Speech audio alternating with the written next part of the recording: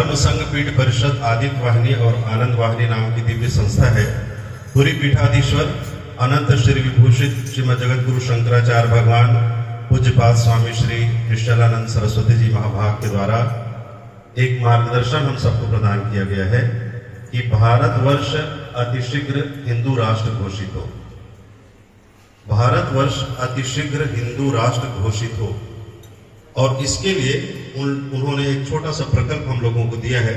यद्यपि भारतवर्ष हिंदू राष्ट्र कैसे होगा ये तो ऐसे संत महापुरुषों के संकल्प से ही पूरा हो सकता है, लेकिन आपको और हमको वे सहभागी बनाना चाहते हैं। हम सबको मालूम है कि जैसे भगवान श्री रामचंद्र जी ने राम सेतु का निर्माण किया अपने नल नील और सती सेना के माध्यम से, हमने देखा कि एक नन्ही गिलहरी ने भी अपना योगदान दिया। आप कहेंगे समुद्र पर इतना बड़ा सेतु बनाना है तो एक गिलहरी का क्या योगदान हो सकता है। भगवान ने स्वयं उनसे पूछा, अपनी हथेली में लेकर बहुत स्नेह के साथ दुलार करते हुए गिलहरी से पूछा कि तुम ये क्या कर रही हो। तो गिलहरी ने कहा, प्रभु आप धर्म की रक्षक थे जो काम कर रहे हैं, अधर्म पर विजय प्राप्त करने के लिए आप जिस सेतु का निर्माण कर रहे हैं उस सेतु को बांधने की सामर्थ्य मुझ में नहीं है, लेकिन मैं अपने शरीर पर रेत की कुछ कण चिपकाकर उसमें अपना योगदान देना चाहती हूँ। मुझसे जितना बन पड़ सकता है मैं उतना योगदान अपना करना चाहती हूँ। इतिहास में गिलहरी का नाम अमर हो चुका है। भारतवर्ष तो हिंदू राष्ट्र बनकर रहेगा क्योंकि पूरी पीठाधीश्वर श्रीमद जगत गुरु शंकराचार्य महाभाग ऐसे दिव्य महामनीषी हैं, वो जो बोलते हैं वो होके रहता है और जो होना रहता है वही बोलते हैं।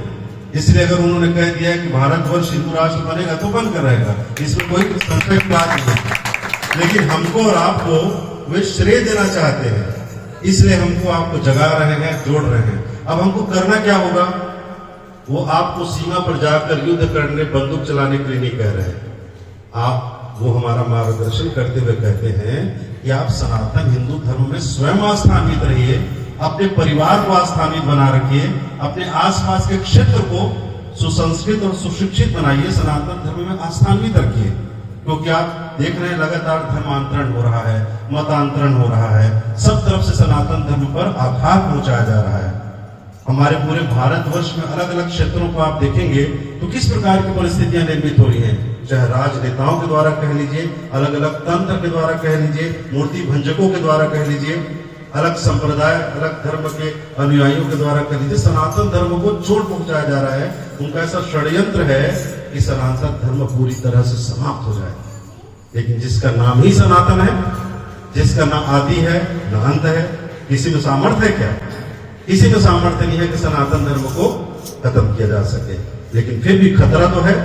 आज से 2500 साल पहले इसी प्रकार मूर्ति भंजकों का शासन था तो भगवान शंकर को अवतार लेना पड़ा था। भगवत पाद आदि शंकराचार्य महाराज ने सनातन धर्म की रक्षा की। जो मूर्ति भंजक थे, बौद्ध सम्राट सुधन्वा थे, उनके हृदय और मस्तिष्क का उन्होंने शोधन किया। उन्हें भी जो स्वयं बौद्ध सम्राट थे उनके हृदय और मस्तिष्क का शोधन कर सनातन धर्म में उसको प्रतिष्ठित किया, जिसके कारण से आज सनातन धर्म सुरक्षित है। चारों दिशाओं में 4 मठ, 4 तीर्थ, 4 पीठ की स्थापना की। जितने मठ मंदिर आज सुरक्षित दिखाई पड़ रहे हैं भगवत पाद आदि शंकराचार्य जी। उसी भगवान आदि शंकराचार्य की जो स्वस्थ परंपरा है, मैं कहूंगा कि श्री गोवर्धन मठ पूरी अविच्छिन्न परंपरा है। एक भी ऐसा कालखंड नहीं आया जो किसी प्रकार से वहां पर अवरुद्ध हुआ। गुरु की परंपरा लगातार चल रही है।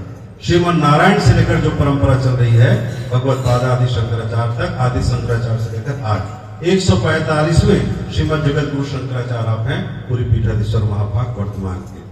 तो उनके मार्गदर्शन में हम लोगों को क्या करना है, हम लोगों को जैसा कि मैंने बताया, गुरुदेव ने कहा है कि आप सनातन धर्म में स्वयं आस्थान्वित रहिए, अन्यों के हित का ध्यान रखते हुए हिंदुओं के अस्तित्व और आदर्श की रक्षा, देश की सुरक्षा और अखंडता के प्रति कटिबद्धता का हम सब परिचय दें।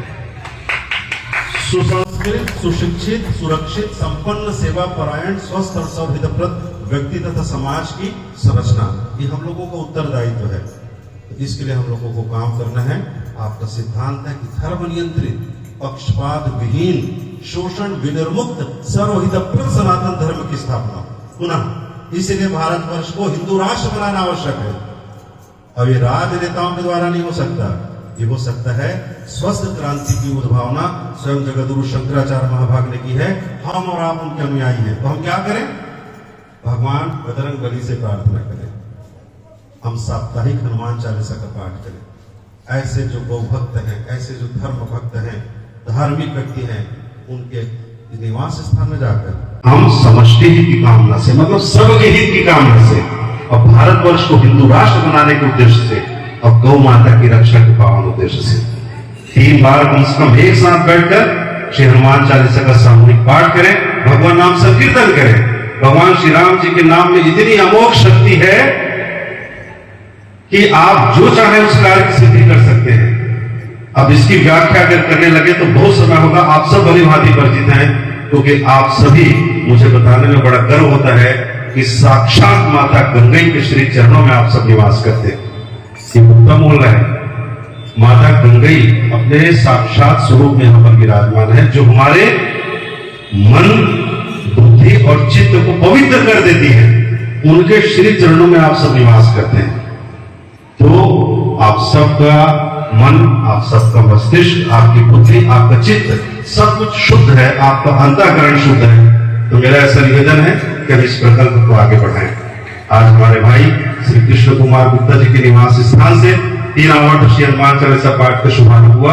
हम लोग ऐसा प्रयास करें कि ये साप्ताहिक किसी एक स्थान पर श्री हनुमान चालीसा पाठ का प्रकल्प चलता है। और हमारा उद्देश्य क्या है?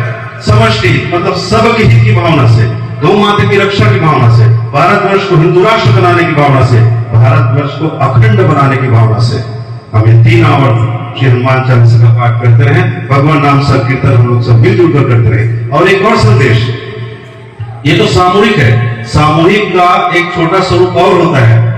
हमारे परिवार के सभी सदस्य भी एक साथ एक बार बैठ जाएं, ये भी सामूहिक प्रार्थना है। रात्रि के समय जब सब लोग अपने अपने काम से निवृत्त हो जाएं, एक बार ऐसा करें कि परिवार के सभी सदस्य एक साथ बैठ जाएं, एक दूसरे का कुशल-क्षेम पूछें, दिन भर की दिनचर्या, किसी के साथ कोई कष्ट तो नहीं, कोई परेशानी तो नहीं, एक दूसरे के सहभागी बने और एक साथ भगवान नाम संकीर्तन कर रहे हैं।